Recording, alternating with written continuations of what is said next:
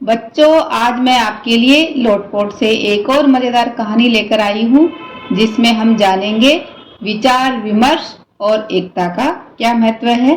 तो हमारी कहानी का शीर्षक भी यही है, विचार विमर्श और एकता का महत्व, जिसे सुलेना मजूमदार अरोरा ने लिखा है। एक शहर के छात्रावास में 100 छात्र रहते थे। उन छात्रों को इस बात की दिक्कत थी कि वहाँ जो नाश्ता मिलता था उसमें कोई वैरायटी नहीं होती थी। हर सुबह छात्रों को नाश्ते में सिर्फ उपमा ही परोसा जाता था। इन 100 छात्रों में से 80 छात्रों को रोज रोज उपमा खाना बिल्कुल पसंद नहीं था और वे बदलाव के लिए तरस रहे थे। उनका मानना था कि उनके नाश्ते में विविधता लाने के लिए अलग अलग व्यंजन बनाया जाना चाहिए। लेकिन 100 छात्रों में से 20 छात्र ऐसे भी थे जिन्हें उपमा बहुत पसंद था और वे रोज नाश्ते में उपमा खाकर काफी संतुष्ट थे। जल्द ही 80 छात्रों ने रोज कुछ अलग व्यंजन की मांग की। बात छात्रावास के वार्डन तक पहुंची। इस मुद्दे को हल करने के लिए बुद्धिमान वार्डन ने वोटिंग द्वारा उपाय और समाधान प्रस्तावित किया। वार्डन ने समझाया कि प्रत्येक छात्र को नाश्ते के लिए क्या क्या व्यंजन चाहिए, ये बात वो वोट डालकर तय करें। जिस व्यंजन को सबसे ज्यादा वोट मिलेगा वही नाश्ते के लिए तैयार किया जाएगा। इस लोकतांत्रिक निर्णय लेने की प्रक्रिया में छात्रों ने उत्सुकता से भाग लिया।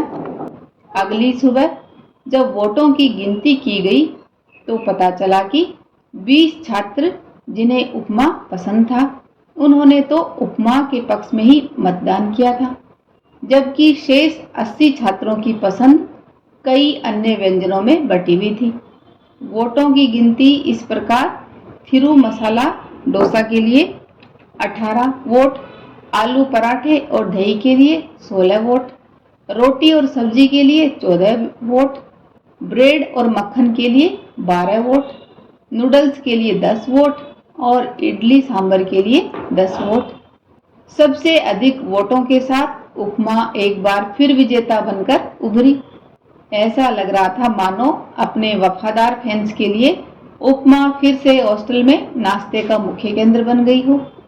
वार्डन ने नाश्ते के बदलाव की इच्छा रखने वाले 80 छात्रों के चेहरे पर निराशा देखी तो उन्होंने सभी छात्रों को इकट्ठा किया और उन्हें एकता की ताकत के बारे में बताते हुए कहा कि आप सब एक दूसरे के स्वाद और रुचि की परवाह ना करते हुए सिर्फ अपनी पसंद को प्राथमिकता देने की होड़ में लगे हुए थे, जबकि उपमा को लेकर 20 के 20 छात्र एकजुट थे और उन सब ने विचार विमर्श करके अपनी अपनी पसंद को एकता के साथ प्रस्तुत किया, जिसके कारण उपमा के लिए 20 वोट पड़े और बाकी छात्रों ने अपनी पसंद के अनुसार अलग अलग व्यंजन पर वोट देकर बहुमत खो दिया। अर्थात विचार विमर्श और एकता का महत्व हर जगह है।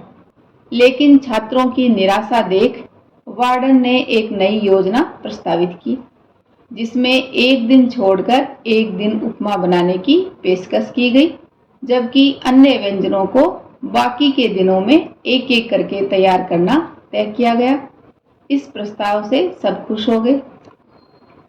तो बच्चों, इस कहानी से हमें यह सीख मिलती है कि हर विषय में एक दूसरे को सुनना, मतभेदों का सम्मान करना और सभी की प्राथमिकताओं को शामिल करना महत्वपूर्ण है। बच्चों, ऐसी ही मजेदार और शिक्षाप्रद कहानियां सुनने के लिए आप मेरा चैनल सब्सक्राइब, लाइक व अपने दोस्तों के साथ शेयर करना ना भूलें। धन्यवाद।